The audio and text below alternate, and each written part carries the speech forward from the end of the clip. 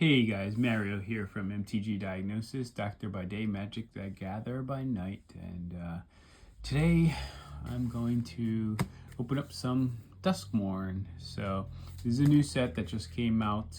Actually, pre-release was last night at our local game store here at Vanguard Skills. That's my Discord email. Vanguard Skills in Hyannis, Massachusetts. That's where we played pre-release, and if you play pre-release, you get a box and with I think it was 6 packs and a promo card, and you get to. It's limited, so you get to open it, and then you get to make a deck. 40 cards or more, and I'll show you what I did with my pre-release. I went 3-0. I did go undefeated, and I did get lucky. I did open up some really good cards. So first things first. So this is when you open up one of these pre-release boxes, you get a life spin down. So every set. So I traded my red one for this white one. Sometimes people like to trade for that stuff, you know. It's a collector for everything.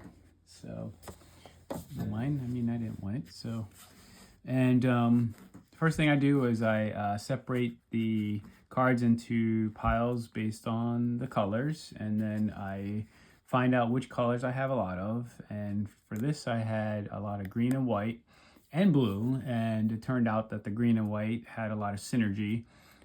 Even had some multicolor spells that were in green and white, and I did open up a bomb, a mythic, so I'll show you that. But I think it's nice to show you guys what I opened and how I made this deck. So first I cut out the black and red cards, so I got rid of those right away. Blue had some, what else is in here? Yeah, and I had this guy, and I cut that out too. So cut out black and red right away, just because I didn't have much in in those colors. And then blue, I did so blue had some cool stuff like this milling crab and some twist reality and some other spells. These rune cards are a new type of card. It's a rune, so that comes in handy for some types of decks, like Tarmogoyf, because rune is a type of card now, and it's basically 2 enchantments. You cast them at sorcery speed, just like regular enchantments, and then you can cast one, and then while this is on the battlefield, you can cast the other side as a sorcery later on. So some of them are good, some of them are bad. So these were my blue cards, and I decided that they weren't strong enough to I did like this card, Fear of Failed Test, because it is a fear of mine, and it's 5 to cast for a 2/7 enchantment creature nightmare, and whenever it deals combat damage to a player, draw that many cards. And the flavor text is, well, wait, what did you mean this quiz determines half our grade? Zumo muttering in her sleep. So as every good student does, have nightmares about failing a test. Fear of failed test. All right, and so I'll go through the cards. I ended up playing a 40 card deck and put in 8 plains and 8 forests, so 16 lands total. And why not 17 lands? Well, I'll show you the one creature that helps me turn all of my creatures into mana dorks, and is really good. And there's some other ways to cheat stuff in. So Insidious Fungus, this is actually an uncommon card. A green for a 1/2, has a lot of utility. It's 1 for a 1/2, so it can help you stabilize at the beginning when somebody, brings out a 1/1 right away.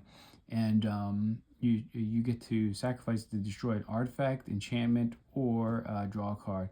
So don't underestimate destroying enchantments, because all of these rooms are enchantments. So this is going to be a good card in this set.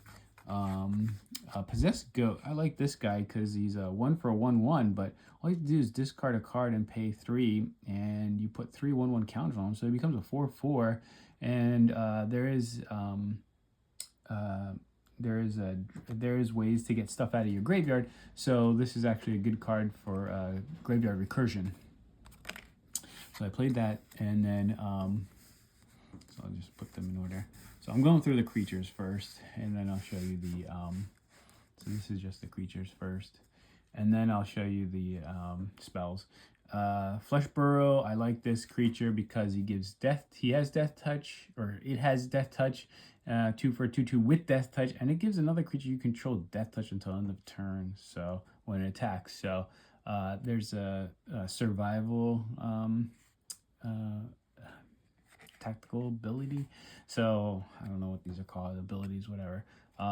Survival, which when you're during your second main phase, if the creature is tapped, it does something. So you want to either attack with it or tap it with some kind of spell or ability. So giving another creature death touch, and hopefully they don't block it. And that has death touch. House Cartographer. So this is helpful for ramps. So 2 for a 2/2 survival. So this is that survival ability I was telling you. At the beginning of your second main phase, if House Cartographer is tapped, reveal cards from the top of your library until you reveal a land card. Put that card into your hand and the rest on the bottom of your library in the random order. Great for ramping. So he's a human scout survivor. This is our first multicolor card, and this is a survival multicolor uncommon, 3 for a 3/3. At the beginning of your second main phase, if this guy is tapped, put a +1/+1 counter on target creature. So all his tails are cautionary.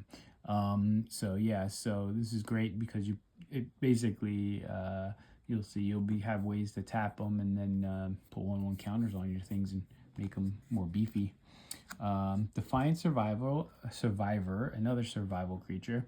At the beginning of your second main phase, if it's tapped, Manifest Dread. So that means you look at the top 2 cards of your library. Manifest Dread is a kind of like a newer ability. There's Manifest and there's Dread, and you put them together. So look at the top 2 cards of your library, put one of them into the battlefield face down as a 2/2 creature and the other into your graveyard. You can turn that 2/2 creature face up for its mana cost if it's a creature card. So great for if you have graveyard recursion synergy too. But also, you attack with a 3/2. If this survives, they don't want to block it, they don't want to lose something, then you make a 2/2 creature. So great for limited. Patched Plaything. This is actually pretty good because it's 3 for a 4/3 double strike.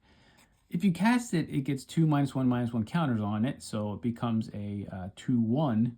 But it's got double strike, so a 2/1 double strike, people don't want to block that or attack into it, especially if they have a 3/2 or 2/2, because their 3/2 or 2/2 will die to the double strike, and this will survive. So, and if you get to bring it back from your graveyard, it's a 4/3 double strike, even better.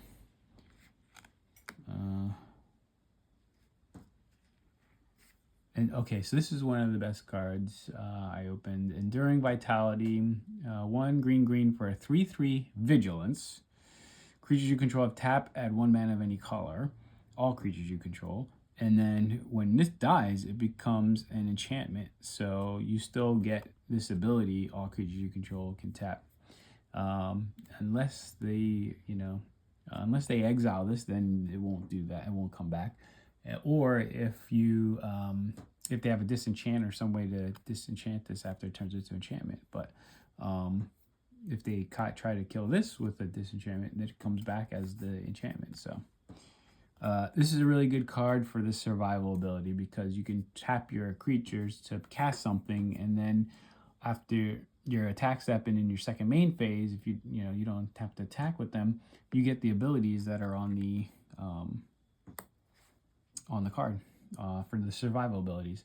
Unidentified hover ship. This is the special TV, so it looks like an old TV, and it's a rare. It's white, and 1 for 2/2 flying. When it enters, exile up to 1 target creature with toughness 5 or less. There's a lot of creatures that are toughness 5 or less.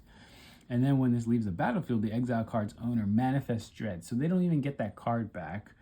They only get to look at the top 2 cards, put 1 in the graveyard, and 1 becomes a 2/2 creature. And this has crew 1, so you can use those survival creatures to tap and then crew this, attack with 2/2 flying, and then your second main, you get to use a survival ability. So, and Settling Twins, this probably could have been, it was on the borderline. It could have been taken out, but it's 4 for a 2/2, and it manifests dread when it comes into play. So you get 2/2 creatures, and it's a manifested creature. I wanted it because it manifests dread, so I could put 1 card in my graveyard, and there's other spells that can get stuff out of my graveyard. Recursion. This probably was the second best card of the night for me. Rip Spawn Hunter. I mean, 4 for 4/4 is good in and of itself, but it's survival ability. At the beginning of your second main phase, if Rip is tapped, reveal the top X cards of your library, where X is its power. Put any number of creatures and or vehicles cards with different powers, not mana cost, from among them into your hand. Put the rest in the bottom of your library in random order. So if you have a way to beef it up with we'll see, there's another enchantment that'll beef it up. You can do more than 4 cards. So this is great with green and white. The hardest thing with green and white is running out of card draw. So this really set me up to win for most of my matches. Shepherding Spirit, it's got plane cycling, flying, so if you don't get enough lands and you have this early in your hand, you just pitch it and get the planes and from your library. So, and later on, 6 for 4/5 flying. I mean, it's 4/5 flying, so it's got some beefy. This actually wasn't as good as I thought, because in addition to casting it, you have to exile a creature you control. So for 6 for 5/5 flying, you have to exile a creature you control. But when it enters, you exile a target creature an opponent controls. And when this leaves the battlefield, put each card exiled with it into its owner's hand. So they have to recast that creature. So do you. I mean, you get your creature back that you exiled. But if you have no creatures on the battlefield, it's later in the game, you're kind of stuck with this in your hand.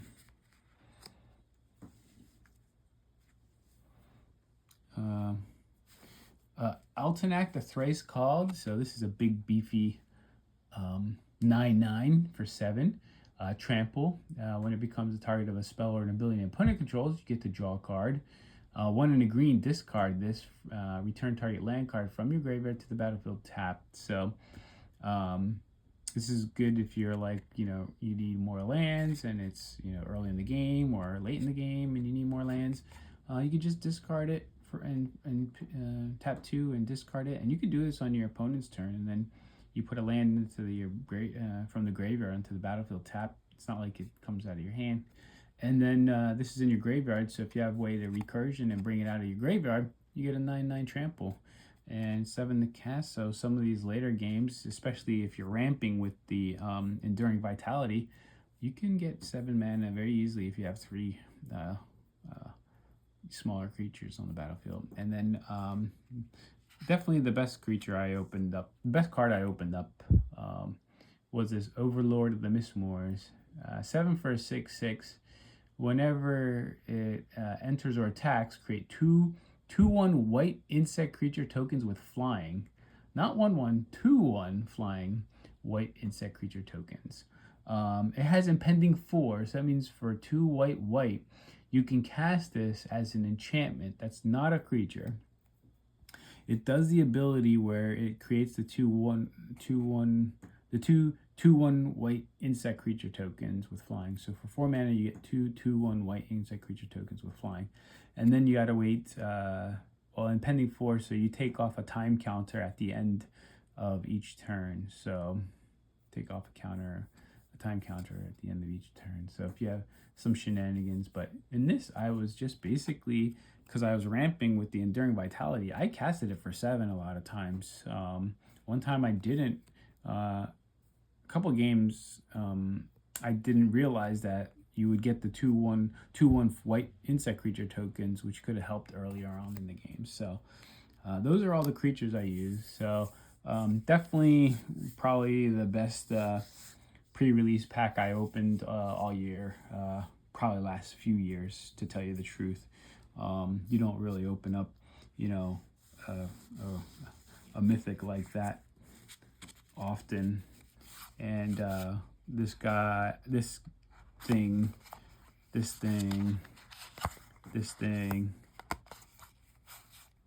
you know, this thing, like, I mean, there was a lot of good rares that were in these colors that I could use. So this was definitely a good pack, or a good box, pre-release box. So that's the creatures. Now I'm going to go through the spells, and you'll see some of these spells have good synergy with this survival ability. So first spell, I'm going to go in casting order. So first spell is Coordinated Clobbering. This is an uncommon for 1 green sorcery. Tap 1 or 2 target untapped creatures you control. They each deal damage equal to their power to target creature an opponent controls. So you could tap your 2 survival creatures, kill one of their creatures, and then you don't have to attack. Then your second main, you get whatever the survival ability was. So really good synergy with survival. Monstrous Emergence. So in addition to cast this spell, choose a creature card you control, or reveal very importantly, or reveal a creature card from your hand. So you can reveal a very beefy creature from your hand, and it deals damage equal to the power of the creature you choose to the card you revealed, or of the card you revealed to target creatures. So better than a punch spell, better than a fight spell. That's definitely an upgrade to any kind of punch, or I mean, it's a sorcery, so it's not an instant, but most punch spells are sorceries. Horrid Vigor. I like Battle Tricks. Battle Tricks, I mean, if you're not playing Battle Tricks, you're really missing out on the more cerebral part of Magic, and this is a great battle trick because it's instant. Creature gains Death Touch and indestructible until end of turn. I use this once to protect my creature because it was the only creature I had, and it became indestructible. I used it a lot to make my attack creature get Death Touch and indestructible, and kill, swap and get basically make my creature survive. So I had 2 of these in this deck. So maybe I could have only needed 1. There was one game where I had 2 of them in my hand and no creatures on the battlefield. Cathartic Parting is an uncommon. It puts an enchantment or an artifact an opponent controls into their library. They have to shuffle it. They can't put it, in their graveyard and try to get it back. I mean, shuffling something into somebody's library, yeah, it's a risk, but you also get to shuffle up to 4 target any cards in your graveyard into your library. So you were doing Manifest Dread and you're putting a bunch of stuff into your graveyard you didn't want to be there, just put them back into your library. So like that card. Under the Skin. So this is just basically Manifest Dread. So for 3, it's an uncommon, and the reason why it's uncommon and not common is because not only do you manifest Dread, you can return a permanent card from your graveyard to your hand, any permanent. So you manifest Dread, put 1 card into your graveyard, and then 1 onto the battlefield as a 2/2. That card you put into the graveyard, you could put it into your hand with this, or any other card you put into the graveyard, any permanent. So not creature, not enchantment, not artifact, any of those. Not just one of those, any of those. Frantic Strength. So this is good with Rip, and the reason why you can flash this in for 3, So it's a battle trick. Enchant creature, it gets +2/+2 and has trample. So Rip becomes a 6/6 and it has trample. And then you look at the top 6 cards of your library. Oh, and the other important thing is you put the cards that you can't use with Rip on the bottom of your library. You're not milling yourself. You're actually putting them on the bottom of your library. So you don't have to worry about any drawbacks like milling yourself. Rip, I think, is going to be, it should be a pack one, pick one if you're drafting, and then just build around Rip. Seize from Slumber. So here's another battle trick.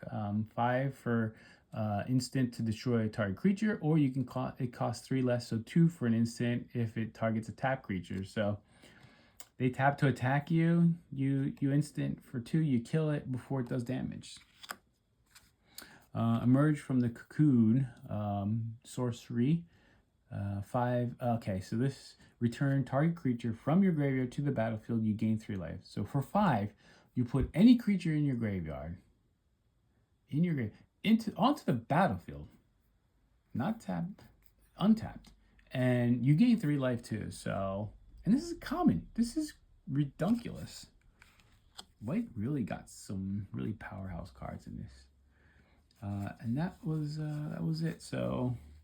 Yeah, that came out to 24 cards plus 16 lands, 14 total.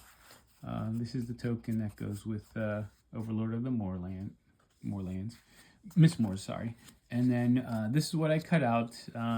This Lionheart Glimmer, I probably should have put one of them in instead of that Unsettling Twins. But the Unsettling Twins is 4 to cast. This is 5 to cast.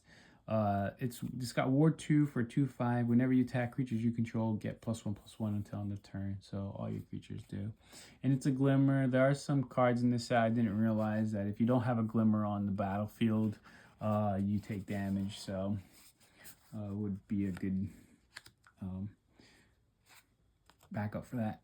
Friendly Ghost, 4 for a 2/4 flying. When it enters, target creature gets +2/+4 until end of turn. I didn't play this. I probably should have played this instead of the Unsettling Twins. The only reason I didn't play this is because I don't like cards that give other things bonuses when they come into play, but not any time else. Bashful Beastie. I didn't play this because Manifest Dread. 5 for a 5/4 is pretty good, but when it dies, you Manifest Dread. I don't really think it was powerful enough, and I like the other creatures I had, including the where was that creature? The flying creature. Fear of Abduction and Shepherding Spirits. So here's one of the rooms I was telling you about. Moldering Gym. For 3, you get to search your library for a basic land card, put it onto the battlefield, tapped and shuffle. That's good if you're playing 3 or more colors.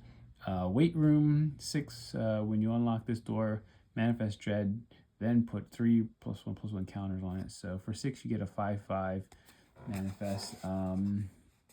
If you do manifest a creature, if you flip it, the 3/1/1 counters remain on it. So, and then this green card, just Manifest Dread for 2 by itself. I didn't really like. Say Its Name. You need to have at least 3 of these cards. You have to mill yourself and then recreate. It's for Altanak, the Thrice Called. Basically Beetlejuice, you have to, if exile this card and 2 other cards named, say its name from your graveyard, and search your graveyard, hand, and or library for a card named Altanak, Thrice Called, and put it onto the battlefield. If you search your library this way, shuffle. So you have to have 3 of these. I only had 1. Monstrous Emergence.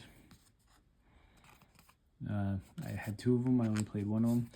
Cult Healer, this is good with the other Eerie, which is the other ability. That's whenever an enchantment comes into play or you unlock a room. This guy gains lifelink. I would have played this if I had more enchantments. 2 of them. Because the 3/3 lifelinker is pretty good. Grand Entryway. This is another room. The first side, for 2, you unlock the door, create a 1/1 white Glimmer enchantment creature token.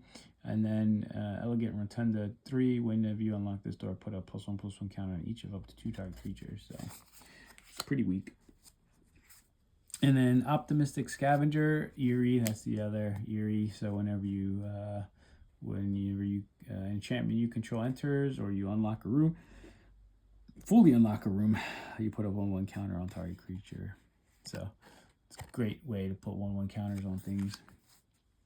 Gremlin Tamer. So blue and white is the Eerie ability colors, and basically blue and white enchantments, rooms.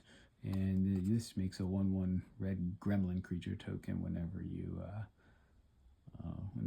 fully unlock a room. So here's the gremlin token. So here's the gremlin token, here's the glimmer token, and then here's the insect token for the Overlord of the Mistmoors. This, I was thinking about splashing blue for this because it's so good. 5/7 Vigilance and Island Cycle. So if you don't have the islands, but it's too much to cast. But you could pitch it and bring it back from your graveyard. And then there's and then this is my promo card, Zimone, All Questioning, and basically she makes a Primo, the Indivisible Legendary Fractal Creature token, and whenever you have, at the beginning of your end step, so whenever you have prime lands on your side, so 2, 3, 5, 7, 11, 13, 17, 19, 23, 29, and 31.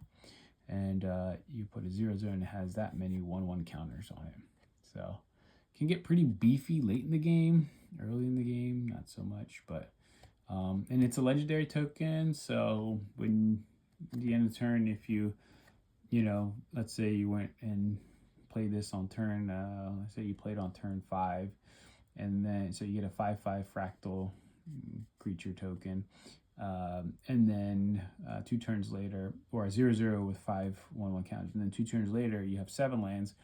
Let's say you hit your land drops, and you make a 0/0. You have to sacrifice the 5/5, and then you make a 0/0 with 7 1/1 counters on it. So it probably I probably would have played this if I had a stronger blue, but I did not splash blue because I didn't want to get mana screwed. So, and then these are the common lands from this set. These are some of them, and basically whenever it enters tapped, unless the player has 13 or less life. I mean, you're not wanting to play lands late in the game, and 13 or less life, that's mid game or late game. So early game, this comes into play tapped. I mean, it is it can help you splash, so, but it's pretty much a tap dual land, so I didn't play it. And then my artifacts weren't that great. Chainsaw is great.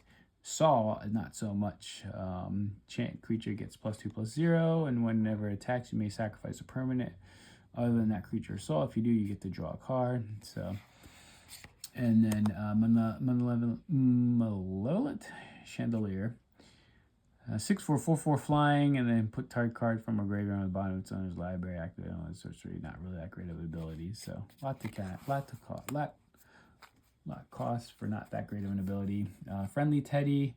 When it dies, each player draws a card. Not great if you don't want your opponents to be drawing cards. And then Bear Trap, flash for 1, 3, tap, sacrifice it, deals 3 damage to target creature. Would be better if it could do any target, but it only does creatures. So that was my pre-release box. It went pretty well. Like I said,